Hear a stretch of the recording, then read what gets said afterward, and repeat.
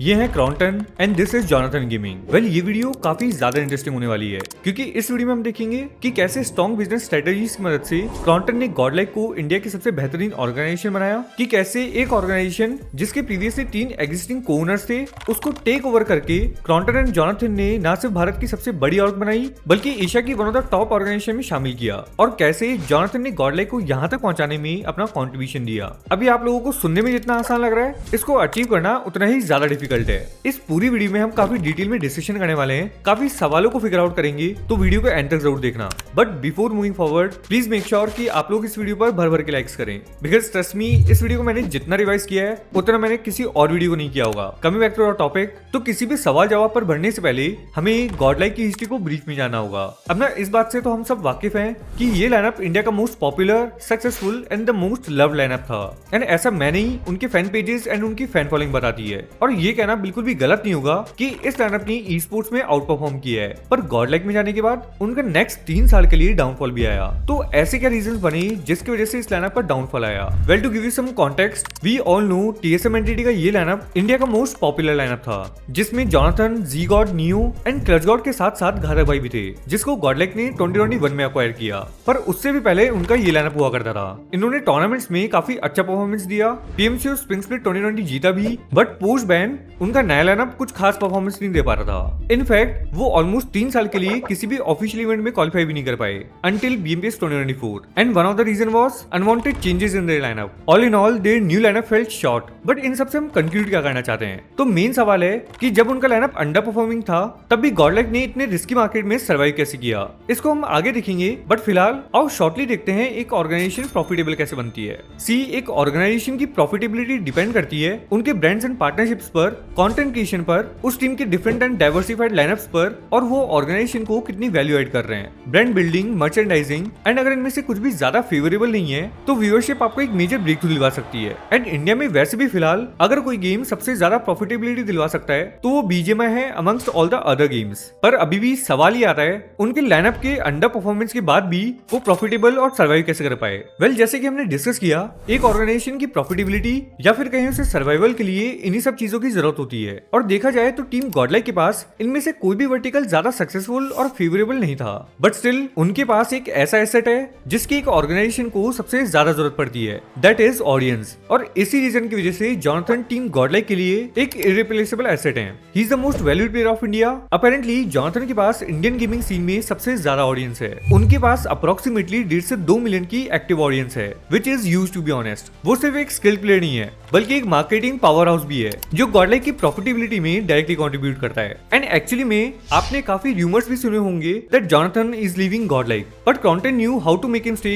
For the benefit of the organisation. और इसी से ना एक सवाल जरूर उठता है, क्या होता अगर जॉनथन कभी गॉडलाइक में होते ही नहीं? तो क्या गॉडलाइक एज एन ऑर्गेनाइजेशन इस मार्केट में सर्वाइव कर पाती? क्या वो इतनी सक्सेसफुल बन पाती? Well honestly this is an undeniable fact कि जॉनथन की वजह से गॉडलाइक से एक बहुत बड़ी ऑडियंस कनेक्ट हुई है। बट अगर जॉनथन गॉडलाइक में ना होते तब भी गॉडलाइक इस मार्केट में इजीली सर्वाइव एंड सस्टेन कर पाते, बिकॉज 2020 में टीएसएम एंटिटी की लाइनअप की जॉइनिंग से पहले भी वो इस मार्केट में सर्वाइव कर रहे थे। क्रॉन्टन ने जॉनथन के बिना भी गॉडलाइक को T1 ऑर्गेनाइजेशन में शामिल कर लिया था। So it's goes like Kronten Jonathan के बिना इस मार्केट में सस्टेन तो कर सकते हैं, बट इंडिया की नंबर 1 ऑर्गेनाइजेशन बनाने के लिए उन्हें जॉनथन जैसे प्लेयर एंड टैलेंट की जरूरत डेफिनेटली पड़ेगी। और इसी से मुझे एक पॉडकास्ट याद आई जो कि आज से कुछ समय पहले ओजी के चैनल पर रिलीज किया गया था, जिसमें इस इंडस्ट्री के one of the biggest esports organisers ने काफी controversial but valid question raise किया, ऐसी कौन सी ऑर्गेनाइजेशन है जिसे शट डाउन कर देना चाहिए, एंड वहां पर टीम गॉडलाइक का नाम लिया जाता है। आयरॉनिकली उनमें से ग्लोबल ई स्पोर्ट्स ने खुद ने अब अपने ऑपरेशंस बंद कर दिए हैं, बट स्टिल क्या गॉडलाइक को शट डाउन कर देना चाहिए? वेल ऑनेस्टली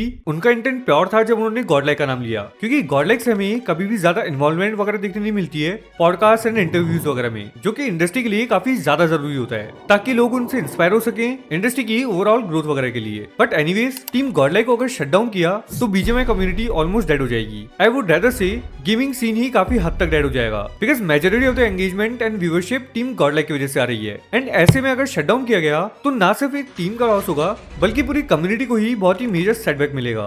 ओके सो ये तो था जॉनथन का कंट्रीब्यूशन, बट सवाल ये आता है क्रॉन्टन ने गॉडलाइक को कैसे ग्रो किया? उन्होंने ऐसे कौन सी टैक्टिक्स यूज करी गॉडलाइक को इंडिया की टॉप टियर ऑर्गेनाइजेशन बनाने में? वेल क्रॉन्टन ने ना सिर्फ बीजीएमआई की टॉप टियर लाइनअप को अपनी और का हिस्सा बनाया बल्कि उनका कॉल ऑफ ड्यूटी लाइनअप भी काफी टाइम से डोमिनेट करता आ रहा है। एंड प्राउडली उनका लाइनअप इंडिया में तो बेस्ट है ही, बट वर्ल्ड स्टेज पर भी उन्होंने इंडिया को सेकंड स्पॉट दिलवाया, जो कि इंडियन ई स्पोर्ट्स सीन में बिगेस्ट अचीवमेंट है किसी भी ऑर्गेनाइजेशन के लिए। नॉट ओनली दिस, उनके फीफा प्लेयर चरणजोत भी काफी समय से इंटरनेशनल स्टेज पर हमारे इंडिया को रिप्रेजेंट करते आ रहे हैं। कंपेयरिंग टू एसेट्यूएल, क्रॉन्टन ने अपना business model e sports centric बनाया है, फिर चाहे वो फीफा हो, सीओडी हो, पोकेमॉन यूनाइट या फिर बीजीएमआई। वेयर एज एसेट्यूएल वो ओवरऑल सभी चीजों पर फोकस्ड है, but majorly they were more focused towards content creation. जहां पर कुछ ऑर्ग्स एक लाइनअप को मैनेज करने में अनसक्सेसफुल रहती है, वहां क्रॉन्टन काफी अलग अलग गेम्स के लाइनअप्स एंड प्लेयर्स को मैनेज कर रहे हैं। Secondly, Kronten is well aware of Jonathan and TSM entities fan following. उन्होंने इस फैन बेस को काफी अच्छे से लेवरेज किया है। क्रॉन्टन ने ना सिर्फ प्लेयर्स को प्लेटफॉर्म दिया है, बट वो एज एन ऑर्गेनाइजेशन ग्रो कर रहे हैं।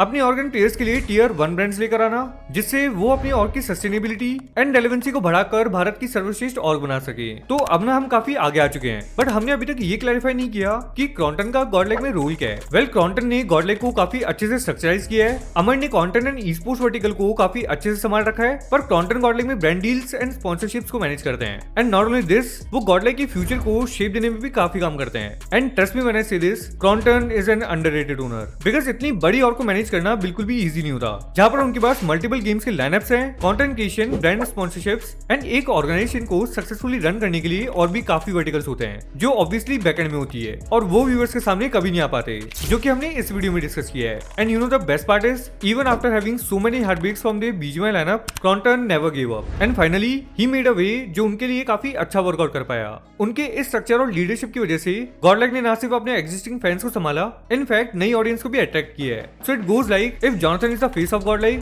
Then Kronten is the backbone, और गॉडलाइक की सक्सेस इन दोनों पर ही निर्भर करती है। And that brings us to the last and final chapter of this video. मैंने कम्युनिटी पोस्ट के थ्रू आप सभी के थॉट्स जाने क्रॉन्टन एंड टीम गॉडलाइक को लेकर, एंड उनके फैंस ने उनको काफी सेंसिबली क्रिटिसाइज भी किया है, जिसमें सबसे पहला है गॉडलाइक का फैन बेस काफी मैसिव है, और जब किसी का फैन बेस इतना कल्ट होता है तो अपने फैन बेस को हेट को लेकर रेगुलरली एड्रेस करना चाहिए। और इस इंडस्ट्री में ना हेटरेट बाकी इंडस्ट्री से काफी ज्यादा है। गेमिंग से ज्यादा पॉलिटिक्स एंड सिर्फ कंट्रोवर्सीज ही रह गई हैं। Not only this, they seriously need to expand their content group. उनके अभी के कंटेंट ग्रुप में साक्षी और लॉल अच्छा कर रहे हैं, बाकी के सभी क्रिएटर्स हाईली एक्टिव नहीं है। उन्हें कुछ और क्रिएटर्स को ऑनबोर्ड करना चाहिए, जिससे वो सिर्फ गेमिंग ऑडियंस तक लिमिटेड ना रहकर मेन स्ट्रीम ऑडियंस को भी टारगेट कर सके। लास्टली, ऑल्दो उनकी लीडरशिप काफी अच्छी है, बट आई फील लाइक कुछ चीजें उनकी मैनेजमेंट से मिस आउट हो जाती हैं। उन्हें अपनी मैनेजमेंट को और बेटर करना चाहिए। रिसेंटली भी जब गॉडलाइक ने सीओडी में वर्ल्ड स्टेज पर सेकंड स्पॉट लिया, तब भी ऑडियंस में इस चीज को लेकर के ज्यादा अवेयरनेस नहीं थी। They should consider expanding the management, जिससे सभी डिपार्टमेंट्स एंड एग्जीक्यूशन प्रॉपर्ली हो सके। Alright, thank you so much for watching this video.